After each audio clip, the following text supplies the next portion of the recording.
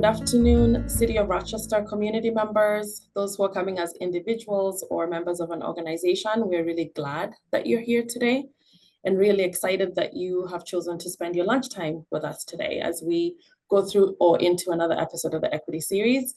And today, our topic is youth engagement from the youth perspective.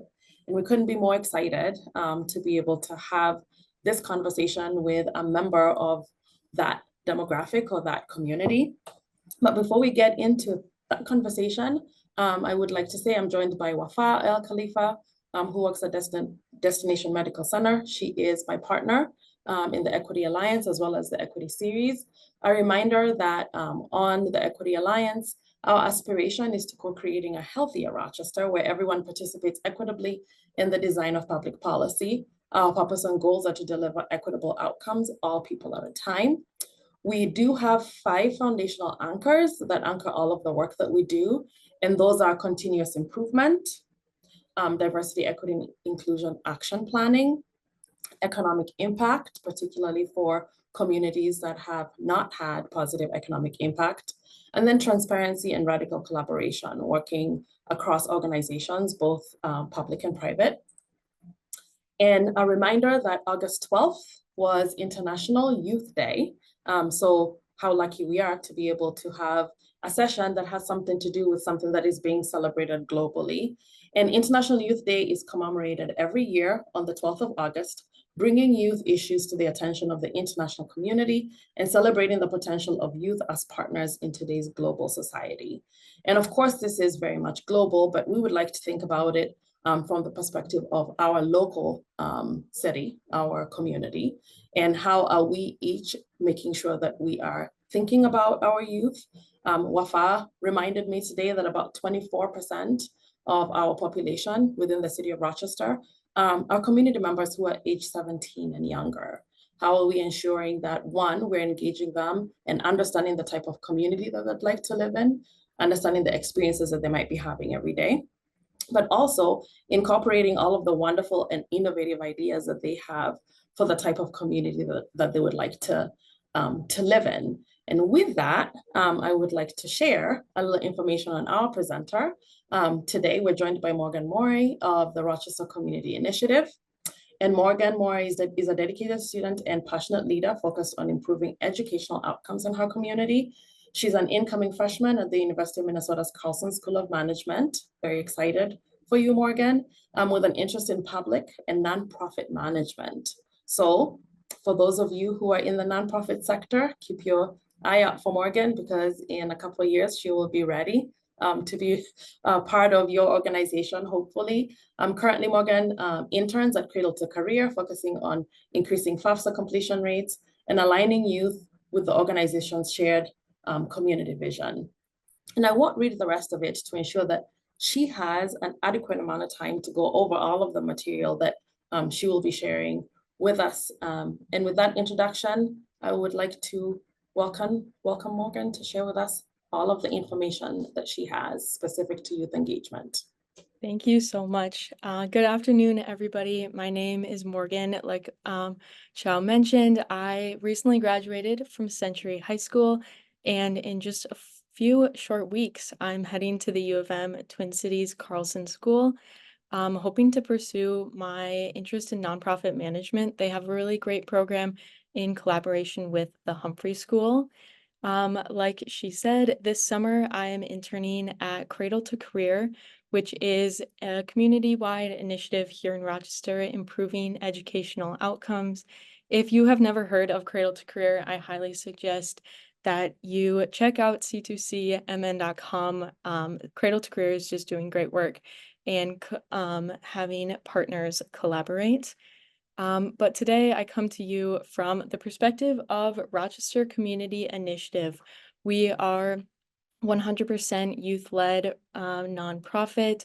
I have been a part of RCI for the past 3 years, 2 of which I've served as the education director, getting to help make great change in the Rochester community. However, my time with RCI is ending soon, but it has been a very, very great journey. And really at the heart of RCI is empowering youth voice, helping to build our youth leaders in our community.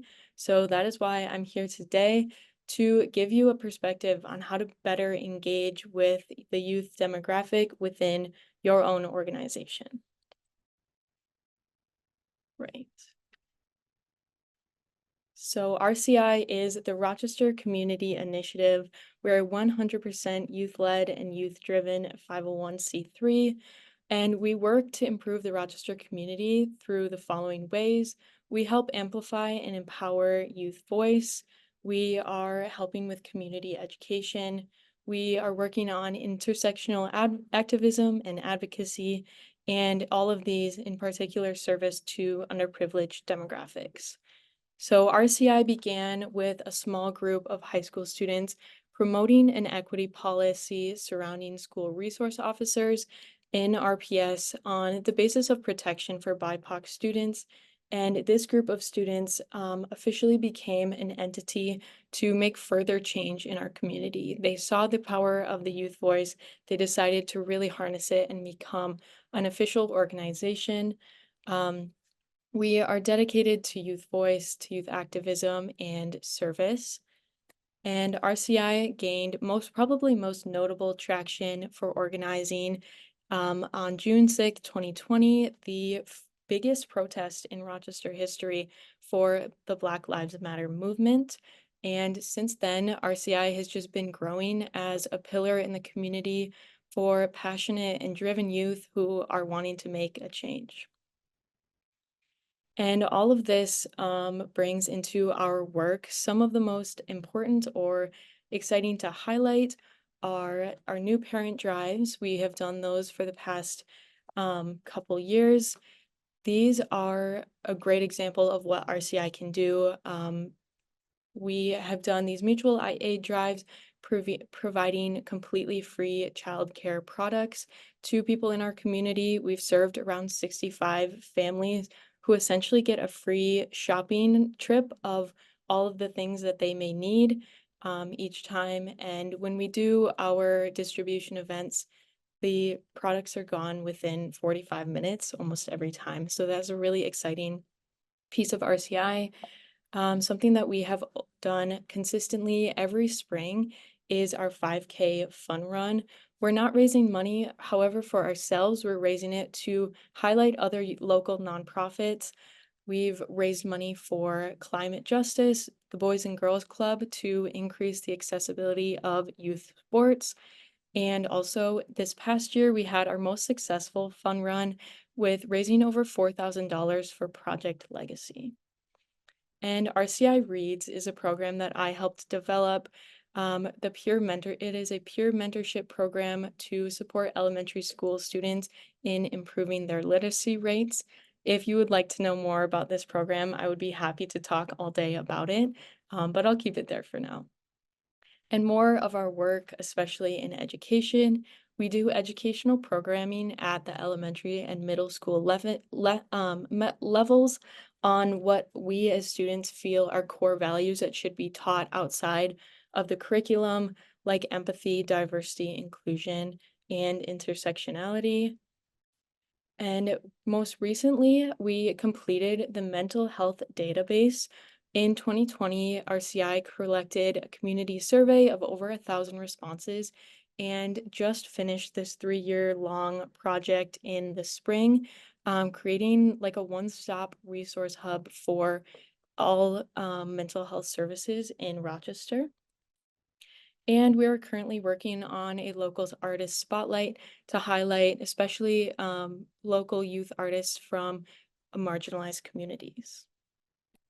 So RCI's directives and guiding goals are to continue to build our reputation as a youth nonprofit, reform our operation and principles on basis of equity and diversity, expand our base outside of Rochester high schools. We have mostly been in the past comprised of students from Mayo and Century, but we are reaching out. We're reaching out to Byron, to Zumbrota, to JM, and that is really exciting.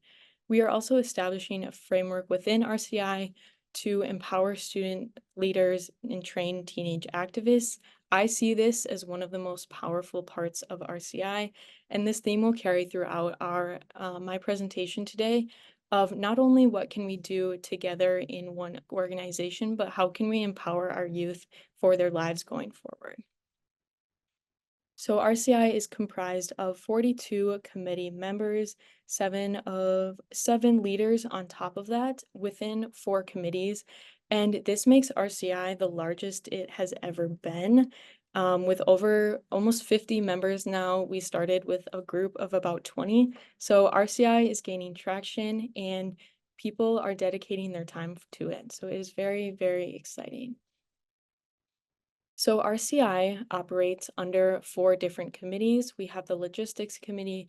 They do grant writing. They have worked on the database, some legislation advocacy, and organizing RCI internally. Our public relations committee runs our social media, keeps us communicating with the community and also within our organization. Our development committee primarily works on our event planning. Things like the 5K and the new parent drive are right up their alley. They're also building connections and helping guide RCI's goals. And then education, my personal favorite, is developing curriculum, like I said, for our middle and elementary school students, public outreach, educational equity, and community development. So exploring youth agency for change, I believe it's very important before we get into how you can do this, but understand why, especially this generation of youth, is an important demographic to target and to engage in your organization. So we must understand this generation and what it is that inspires us particularly to be change makers. So understanding Gen Z is critical to understand how the world we are living in is shaping today's youth. And I just want you to take a moment to yourself to think about how you would define Gen Z. What are some of the stereotypes that you have heard about Gen Z? And to respond of the stereotypes that I have heard and my friends have heard is that we are digital, and that is absolutely very true. We are lazy, that is questionable, pragmatic, diverse, social, and a bit impatient, which I would say all have their truths and can be used as strengths or weaknesses. And just thinking to yourselves, why are these stereotypes perpetrated?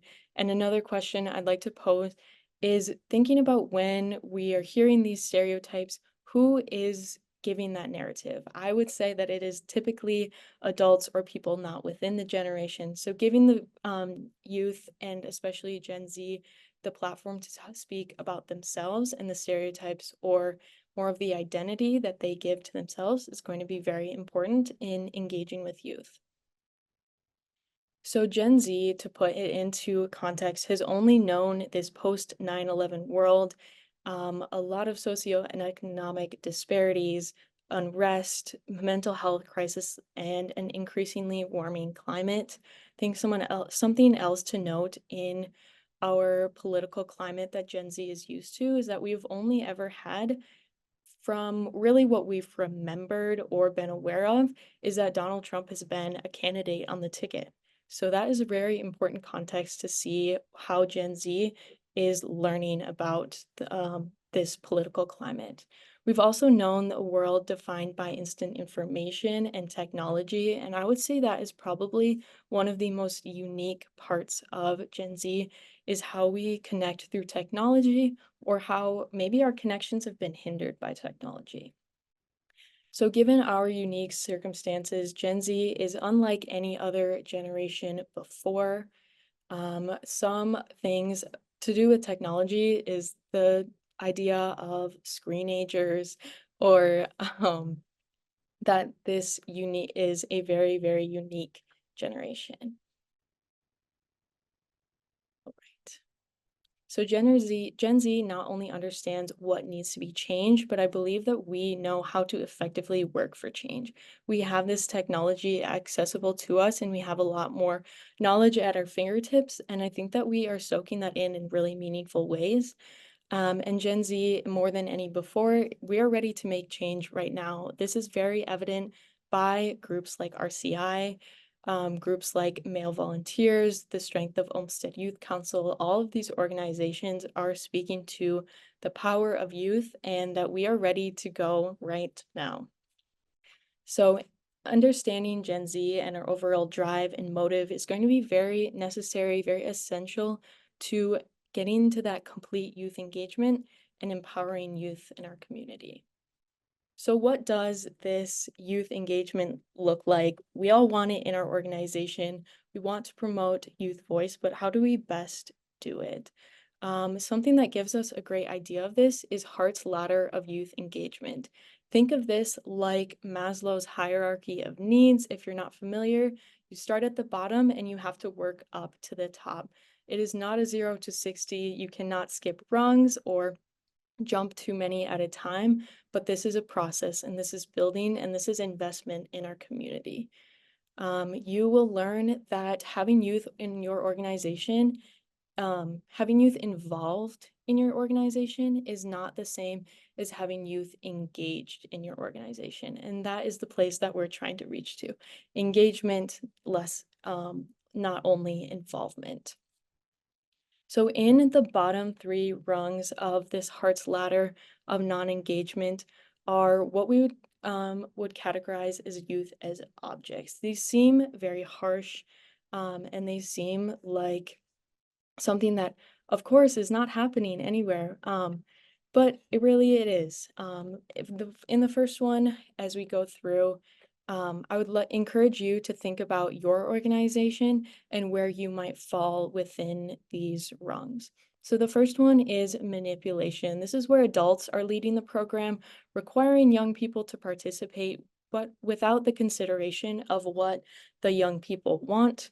The youth are doing as they are directed without necessarily understanding the purpose and especially not giving input. A theme of this non-engagement category is that participation is constant, however, input is not. Number two, we have decoration. So adults may be using the presence of young people to decorate or improve the appearance of adult-led programs, whether this is intentional or not. Young people may understand the purpose of the activity, but they really don't have much input. And number three is tokenism. So adults are leading the program and youth appear to be given a voice, but they really have no meaningful choice in how they participate in this program. So next one second. The next section on the ladder is partial engagement. This is youth as recipients. And I would say this is where the majority of organizations that are involved with youth are right now, but the goal is to get up to the complete engagement. So at rung 4, we have assigned and informed. Adults are leading the program and assigning young people to a specific role. However, they're not fully communicating the purpose of the activity and of their involvement. They're like, we're here, but I can't exactly put my finger on why or what I'm helping to accomplish. Then number 5 is consulted and informed. So adults are leading the program, but young people are only giving advice and input on the program activities. They're informed on how their input's going to be used, but the outcomes are shared with them instead of maybe created with them. Next, so complete engagement. This is where we're all striving to be with youth as partners. In rung 6, we have shared decisions. This is where adults are initiating the program, but the young people are sharing in their decisions about the program activities. Next, we have number 7, which is youth driven. Young people are initiating and leading specific activities or interventions, and adults are providing some support or some guidance. And at the very top of this ladder is full partnership. Young people are initiating, they are leading, and they are directing program activities. And importantly, they're sharing equal decision-making powers with adults. This complete engagement is all about the opportunity to lead, and especially an investment in building confident and competent leaders. If we are investing in our community, we need young people that have experience when they are young, when they are learning, when they have a little bit less on the line to build that confidence in leadership and invest in their futures. So the idea of 7 and 8 is that they are creating good adults. Youth-driven organizations and full partnership create stronger adults. So with really in keeping in mind that investment in our community long term. It is maybe scary to give up that freedom, and maybe it may take longer and give up that decision-making power. But really, at the top of it is just full partnership. Youth are not taking over in your organization or making uninformed decisions, but just on the equal playing field of partnership. So how do we use this ladder for improvement? If you've identified where your organization might land, how do you improve upon that? So for complete and total youth engagement, it's really crucial that we think more than spots at the table. I, as an youth organizer and youth leader, have heard this a million times that we are giving youth spots at the table. We are giving them space for their voice to be heard. But that's not quite enough. We need youth to be helping make the dinner, helping set the table. So spots at the table really only correlates with this third rung, kind of tokenistic or like facade of youth engagement. But we need to go further than that. Adult-led and youth-voiced is a very great start. This is where the majority of organizations are currently, like I said, in that consulted or assigned. And this is not by any means a bad place to be. You need that the youth voice needs to start somewhere. And of course, youth, especially high school students, if they don't have as much experience, are not ready to jump in. I'll continue to emphasize this, but it is not a 0 to 60. It is very much a progression, and you must start somewhere. Youth agency and complete empowerment is hard to achieve, but again, it is highly rewarding to build our leaders of the future. With those 7 and 8 rungs, it's driven, it's owned, but it's also partnership. It is a higher risk to give youth decision-making power in your organization, but it's an even higher reward, I would argue. At the highest rung, they're only seen as partners. Again, this is not handing over the keys to your teenager that hasn't learned to drive yet. We still need a guiding hand and can say that we really appreciate that. So really, it's all about creating the partnership. All right. So we at RCI like to look back at this quote from Franklin Delano Roosevelt. We cannot always build the future for our youth, but we can build our youth for the future. And I think if you think back to your own personal experience, you can see how this is very true. If we don't know what is coming, we might as well build strong people that can deal with whatever it is that might be thrown at them. Really is the purpose of youth engagement in building youth for the future. It's farther than the goals or the projects that your organization needs to complete by the end of the quarter or the end of the year, but it's an investment in our future leaders. So some experience on mine is this tale of two organizations in a youth group that I was a part of. Meeting at my church, meetings felt similar to lectures. There was not a lot of involvement in what we are going to learn or what we were going to discuss. I believe that the purpose was to both learn and to connect, but I didn't ever have a say in activities or the content. And I would categorize this as either the first or the second rung, with this facade of collaboration or this idea that we want to get to collaboration, but really I had no choice or input. And this is a great time to highlight that this might not always be that the organization is doing this consciously, that they are trying to be on that first or second rung, but just that they're not engaging with youth as effectively as they could be. But an organization I've been a part of that I believe has engaged with youth very effectively outside of RCI is my student government. I served as my student body president last year and was in leadership throughout high school. Student government consisted of grade level presidents, vice president, executive board, and committee chairs, all of these giving youth the opportunity to lead. And all of our activities and events like pep fests and homecoming and different drives within school, these were all completely youth driven. We had direct communication with admin on school issues, school policies, and ultimately we got to bring together other clubs and organizations. And importantly, students were leading the meetings. When you're beginning, though, to engage more with youth in the community, you can't jump in 100% to going to students leading meetings. Again, that's something that you'll have to progress towards, but it is a really great pillar of youth engagement. And I would categorize student government as the sixth rung, where I felt empowered to make decisions and I also felt empowered to connect with the student body. But again, that helping hand of our advisor, of our teachers, of administration was still there to guide us and keep us on track.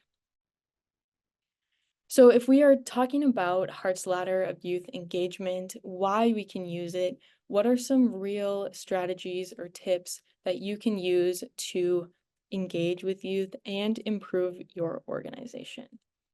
So strategy one is to be fun, to be flexible, to be approachable. And think about really, why do teenagers want to come? What would be in it for them to be a part of my organization? Is it making connections with other youth? Is it getting to learn about something that is interesting to them as a future career? Anything like that? Offer food, meals, snacks. I think this one is pretty obvious, but we can be bribed with food and meals and snacks. So, another thing to keep in mind is instead of maybe treating people the way that you, as an adult, as a professional, would want to be treated, think of the way that the high schoolers may want to be treated, keeping equity in mind here, especially. Something that I have learned through RCI Reads, the program that I mentioned earlier, is really the importance of developing relationships first. Whatever work or whatever project you are aiming to get done in your organization by having youth involved is not going to happen if you are not comfortable, if you do not have some sort of relationship in play first. This is doing fun check-ins, asking about their highs and lows of the week, sharing about your personal experience, what you like to do outside of work, and also why you come to that table or come to that space is really important so that you develop that relationship and the work is going to be that much easier. Some more tangible things, Kahoots, Book It, games. These are other things that can serve as good like icebreakers or learning tools further on. And along with being approachable is dismantling some barriers that prevent students from participating meaningfully. These are things like transportation, good timing for them, feeling welcome, especially with the relationships.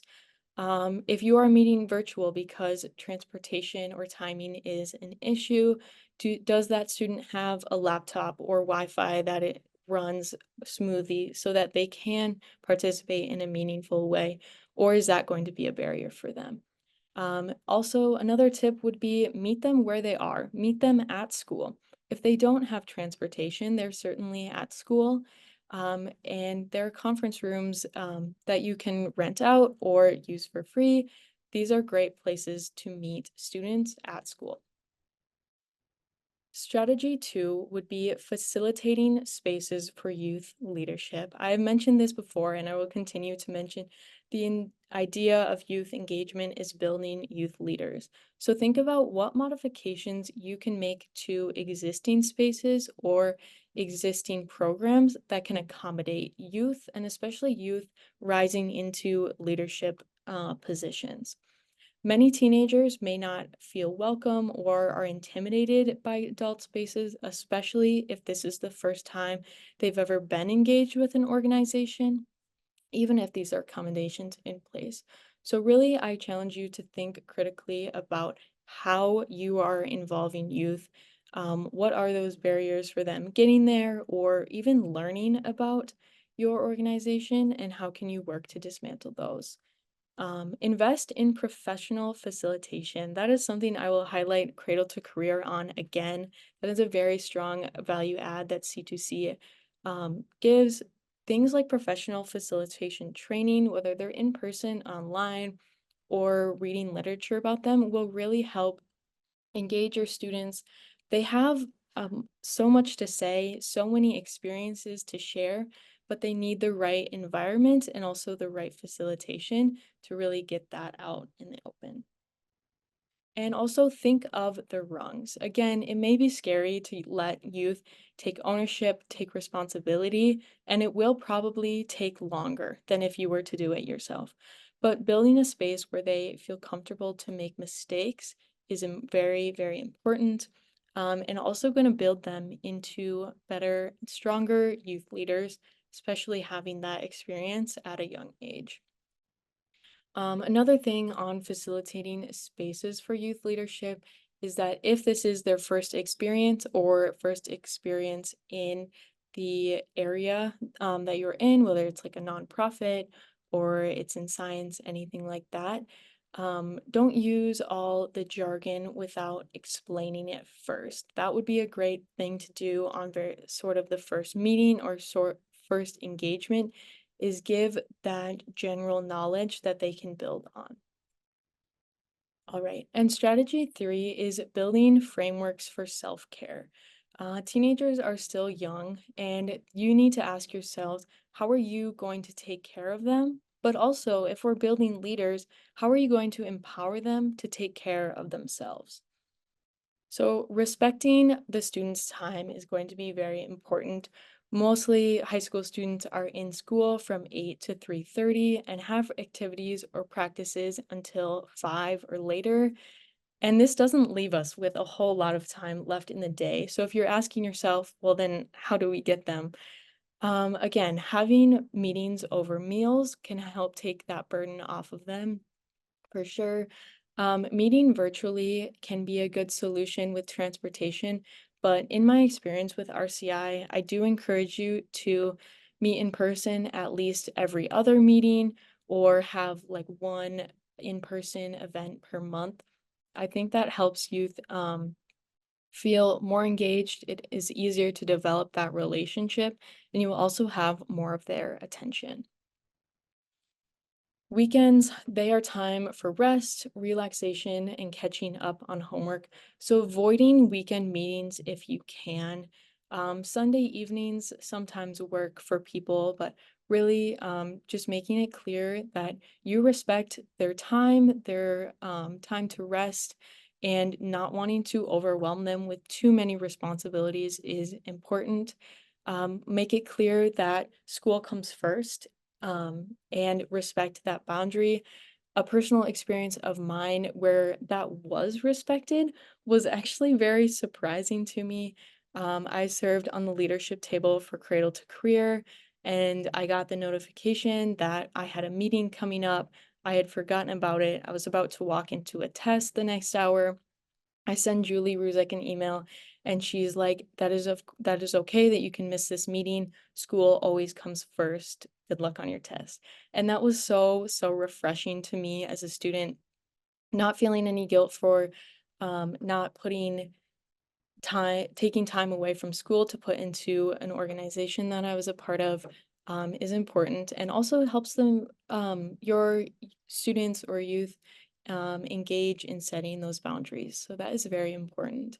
It's difficult to put all of that responsibility of setting the boundary on the student, so that is for both people to share. And as we're building youth leaders, let them take ownership for their health, while still providing that guidance. All right, that is all I have for you today, but I would like to engage in a little reflection activity. Feel free to open your mic or type in the chat what squares with you or what resonates with you. Also, what are 3 points that you are taking home today? And any questions or thoughts that may still be circling.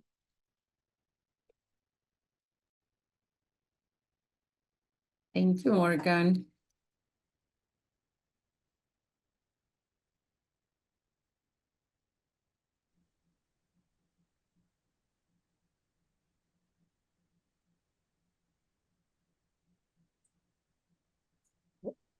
This is Alan. I have maybe a number of questions. May start with how do you? I'm really impressed at the work you're doing, and also the theory behind it, how you describe the framework, the ladder of pyramid of needs and all that. My question, one is, as you graduate, you're going to move, to your university. So, how do you have succession? How do you keep the movement going? And what is your trick to do that? That's a very good question, and something that RCI has been struggling with, or more of like just something that has come up repeatedly. We have about 10 seniors that graduate every year. Um, and something that we've implemented as like a policy for aiding that transition is having a senior director with a junior director in each committee. Then the junior director has some time to get acquainted with the work, get some experience, also building those connections with other community networks. I have built a lot of connections through RCI, and taking the time to introduce my next director to the people that I have met is very important in keeping those relationships strong, or else you are very right. They're in an organization for 2, maybe 4 years, and then they're moving on. So it is a challenge to have that quick of a turnover. Another thing that I have been working on this summer, for a 501(c)(3) is writing some better bylaws and just keeping the expectation and the mission very clear. That's something that RCI has been juggling. How do we keep this mission clear when the people who originally created this vision are juniors and seniors in college now? Thank you, Morgan. Anyone else with a thought or reflection? I see a couple of people popped on my screen, so I'm hoping that they have some reflections or questions to share. I did have a question. Hi, thank you so much for all of this information. It's fantastic, and just I'm reflecting on a lot of what you said. One of my questions is, how do you continue to foster leadership skills within the organization, both with like your new and current members? Like, do you have a framework for that? That is a great question. We don't have a necessarily like a strong or not a strong, but like a rigid framework that we're following step by step. But really having youth delegate tasks to other youth has been a challenge, but also an asset. Within education specifically, we're tackling 2 to 3 projects at one time. So delegating the responsibility of, hello, this is your project, just run with it, is scary, even for me as a director, to give that responsibility off to one of my peers. But I think it's really, really important when that task was given to me with RCI Reads, I really felt more passionate about working on RCI. People are just more excited about things that they help create. So that's what I would say is delegating the tasks, and I think youth will stand up when they are believed in that way. Hi, Thank you. Morgan. My name is Myrna Hernandez Lopez. I'm going to turn my camera on. So hi there. So I'm really happy and I really enjoyed your presentation. Congratulations for all the things that you have been doing. Thank you. I'm excited to hear about it because we need more youth around the community, actually raising the voices for the mental health. I'm working at National Alliance of Mental Illness, NAMI. So I have a couple questions. I'm really curious about if you are working to develop new programs in educations or something for elementary. How is your approach? How you are going to know the needs for the new generations in order to develop new materials? And thank you for everything. Thank you. That's a great question and something that we are honestly still working on. We at RCI have really utilized the idea of collaborating with other organizations, with teachers, with our admin in the schools that we work on, and inviting them to help us develop our curriculum. For example, again, RCI Reads. When we started the program, we knew that relationships needed to be at the forefront. So we reached out to Dr. Pakel to utilize his experience at the Search Institute, and that was very helpful in creating our organization. So really reaching out and knowing that we don't have to do it all alone, that we don't have all the answers ourselves, and prioritizing the collaboration amongst partners has been really helpful. And I see, thank you, Morgan. I see Mr. Thompson has his hand up. Hi, Morgan. Excellent presentation. Just have a question. I'm older than the current president of the United States, so I go back quite a ways. But you said something about Kahoots, a game. What is that? And can you give me a quick explanation of how you utilize that?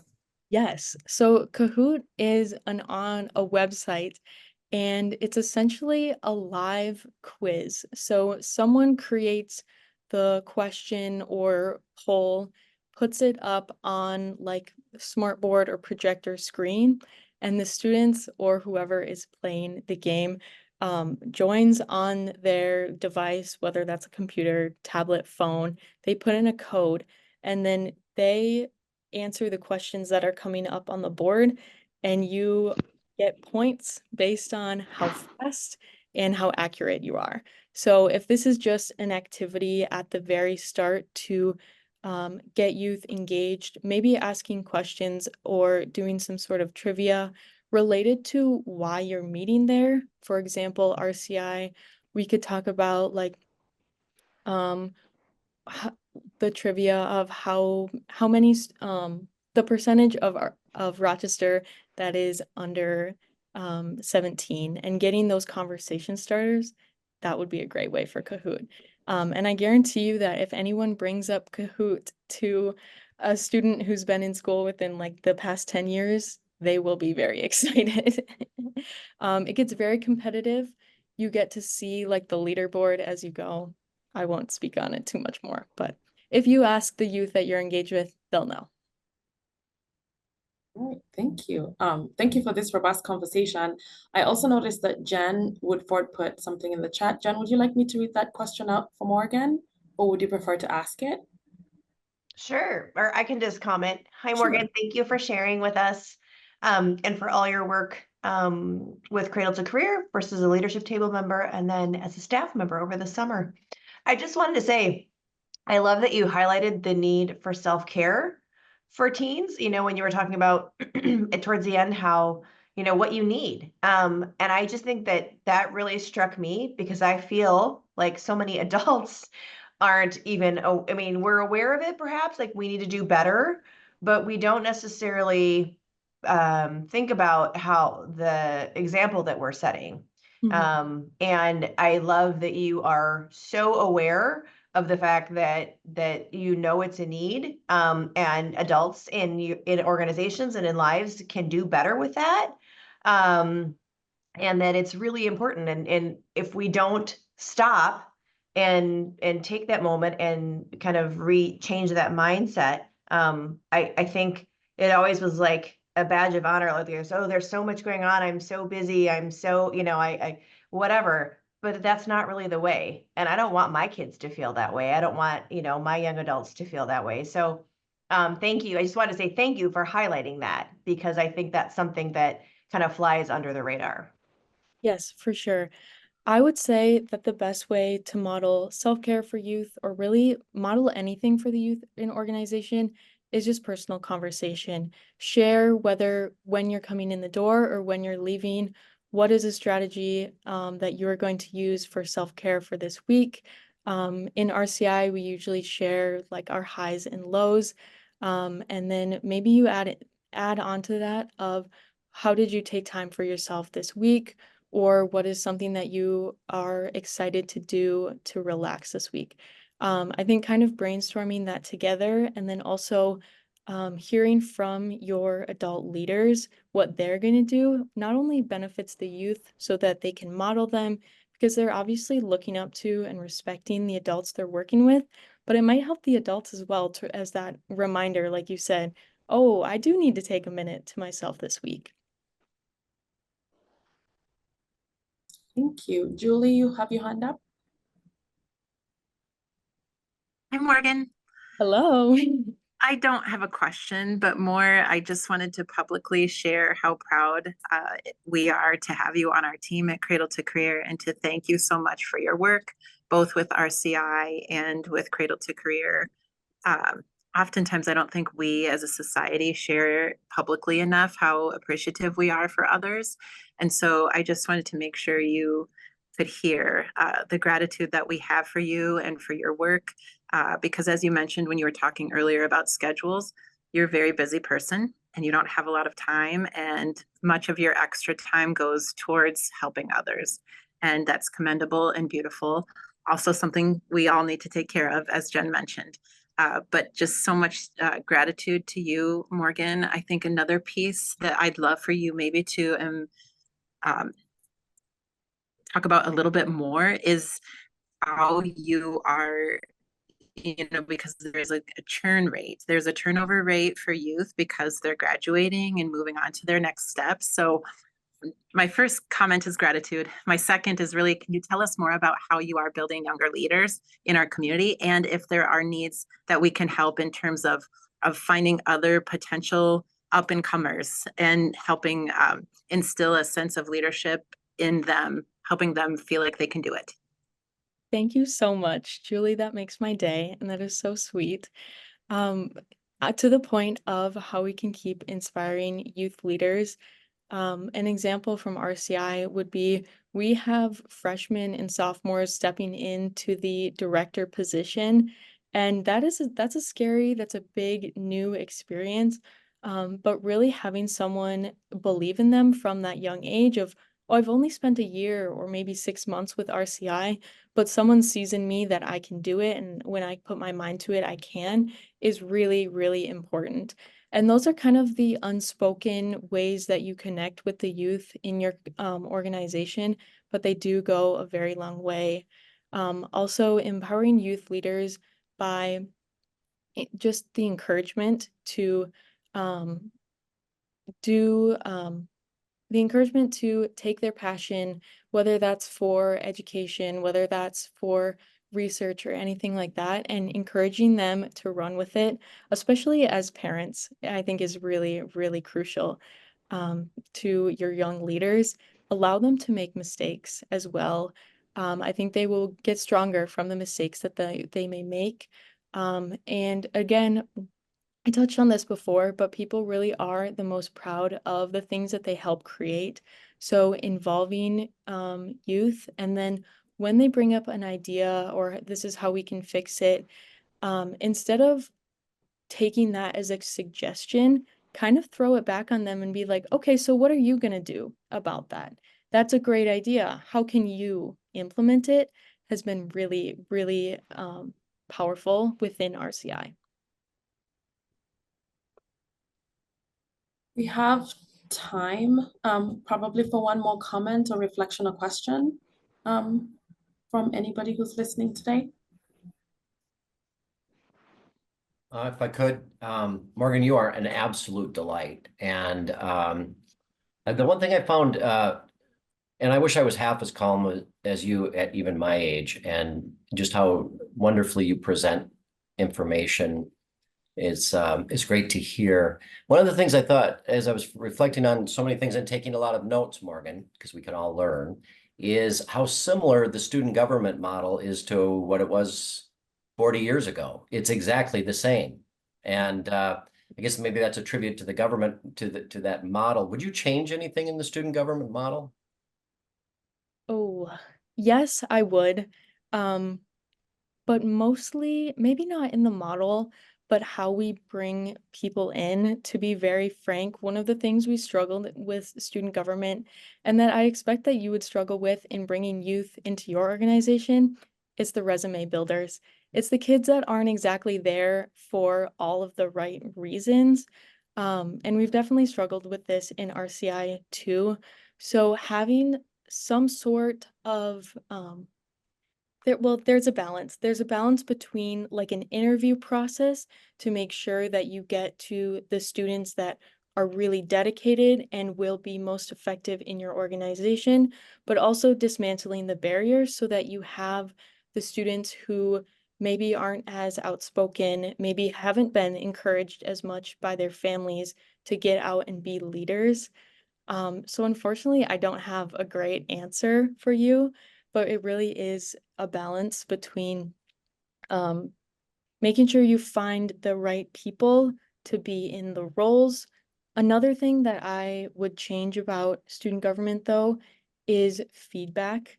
I think that especially with youth to youth, we're very scared to tell each other what we've done wrong or what we can improve upon because it sounds like a jab. We might know these people at school, so we don't want to be telling our friends that they did X, Y, and Z wrong all the time. So maybe as an adult, that's a great space to facilitate, hey, how can we improve as a group? And you can still bring that feedback to the table without necessarily having it be like directly calling someone out. It's a great answer. Thank you. You're a delight. Good luck with everything. Thank you. Yes, and thank you so much, Morgan. And I really appreciate all of the comments in the chat, as well as the presentation that you shared, Morgan. I do want to read a comment that Alan put in the chat. He says, adults have a lot to learn from how RCI functions.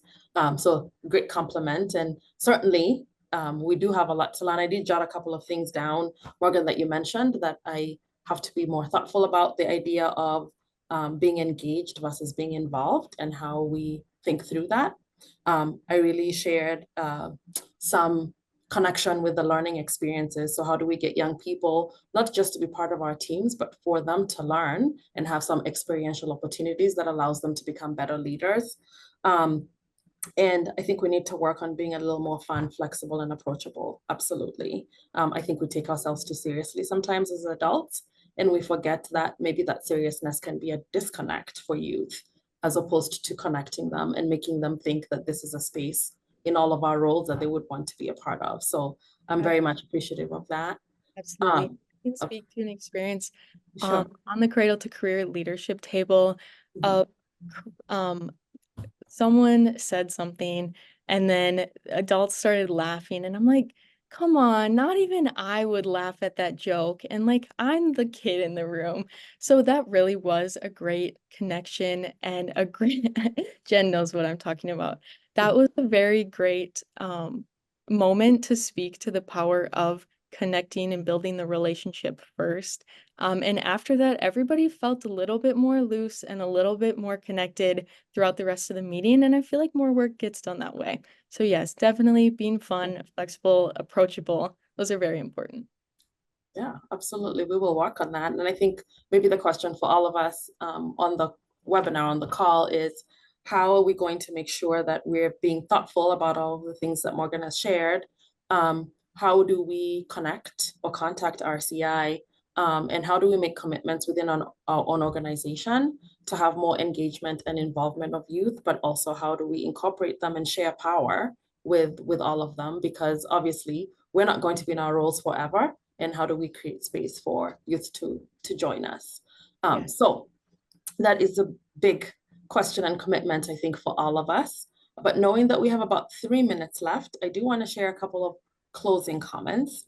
One of them is I've had a couple of questions on the chat about the series. I do want to share that we are, I think, on episode 13 or 14 now, might be wrong, but if you go to the DMC YouTube page, you should be able to see a list of all of the different episodes. So you can watch them or listen to them at your leisure, share them with other people who might think a specific topic is relevant.